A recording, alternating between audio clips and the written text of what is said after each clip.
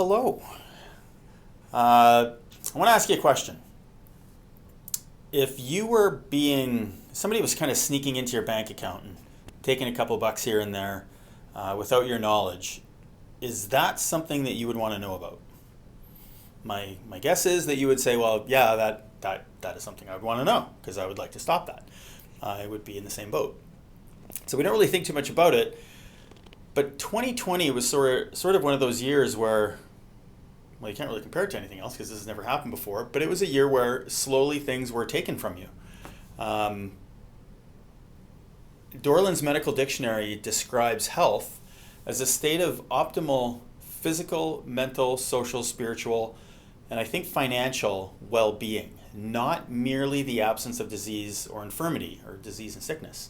So we spent, the last 10, 12 months focusing on avoiding the sickness, but there's all of those other aspects of health that we've really kind of let slide.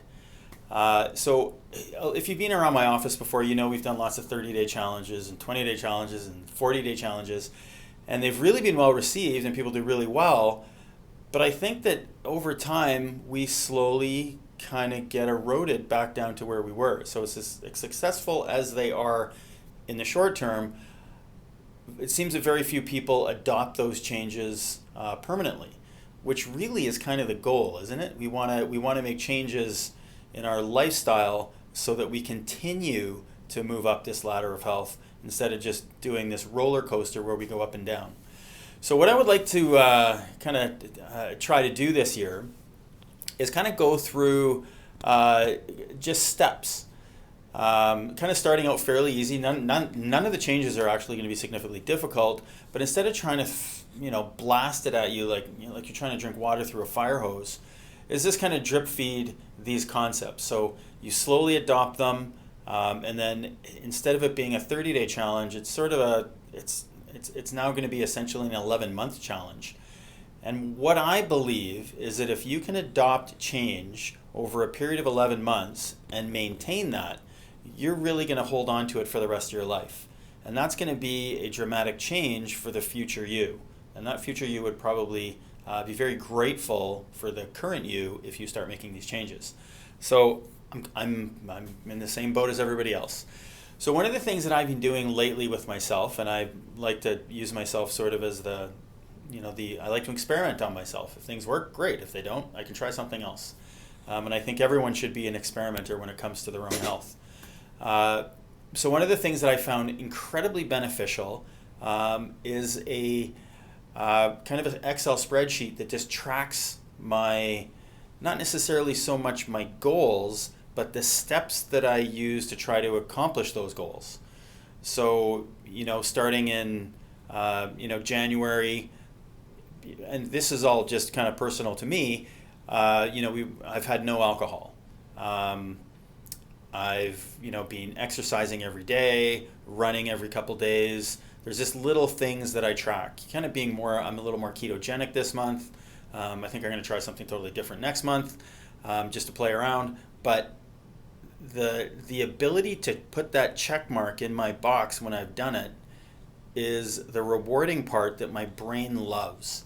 And if I have to go into my Excel spreadsheet and say that I didn't do something, it galls me. So the Excel spreadsheet, the little habit tracker, is probably one of the most useful tools I've ever used to create long-term change. So I'm going to highly recommend that you create a habit tracker, and either do month to month or just do it all year long and track your habits. And I believe with kind of a high degree of conviction that if you track your habits over time and they start to change, you'll keep those habits forever. So the first thing we're going to start with is quite simple. It's just hydration. Drinking water. Very easy. I posted on my blog a couple months ago about drinking water. Kind of the idea was to sort of get this started then. It didn't have traction. But now I have me doing these things in my habit tracker, so now I'm a little more committed to doing them. So it certainly works. So we're going to be sending posts out a couple times a week, tidbits of information. It won't take you long to read. It certainly won't be very difficult to implement. Certainly, especially drinking water, that's pretty easy. But then as we progress, there'll be nutrition and exercise and toxicity and sleep, and there's a whole bunch of other kind of roughly eight concepts that I want to go throughout the year. And I think that if people start adopting them, you will see dramatic changes throughout the year. And if you have any suggestions, please feel free to let me know. And if you're sick of hearing me and you don't want to hear any of these things, on the bottom of most of these pages is an unsubscribe button. Please feel free to unsubscribe. You're not going to hurt my feelings. I get way more emails than I ever read. So I look forward to people participating and letting me know how you're doing, and kind of sharing your wins or your losses. Let's make 2021 a completely different year than that dumpster fire we just made it through. Good luck.